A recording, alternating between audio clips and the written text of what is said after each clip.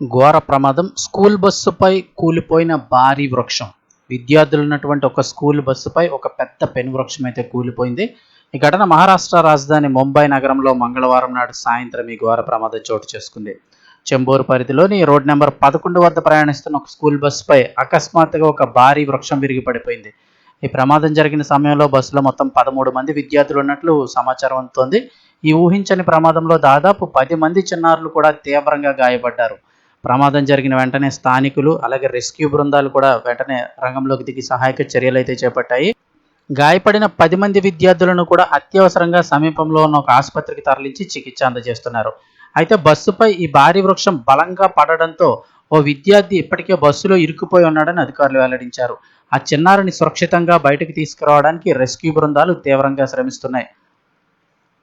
రైతు చూస్తున్నారు కదా, ఒక పెద్ద వృక్షం ఒక్కసారిగా పడిపోయింది. మొదలు చాలా బలంగా ఉంటుంది. లోపల పిల్లలు అయితే ఉండిపోయారు.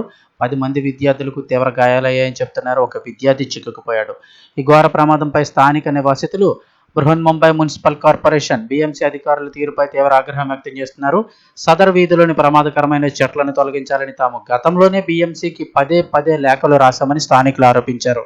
గతంలో కూడా ఈ ప్రాంతంలో ఇలాంటి ఘటన ఒకటి జరిగిందని, అయినప్పటికీ కూడా మున్సిపల్ అధికారులు ఎలాంటి చర్యలు తీసుకోకపోవడం వల్ల ఇప్పుడు ఇంతటి ప్రమాదం జరిగిందని వారు మండిపడుతున్నారు.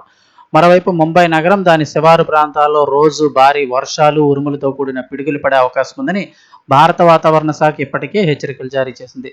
వర్షాల తీవ్రతకు ఇలాంటి చెట్లు కూలిపోయే ప్రమాదం ఉన్నందున ప్రజలు వాహనదారులు అత్యంత అప్రమత్తంగా ఉండాలని అధికారులు అయితే సూచిస్తున్నారు.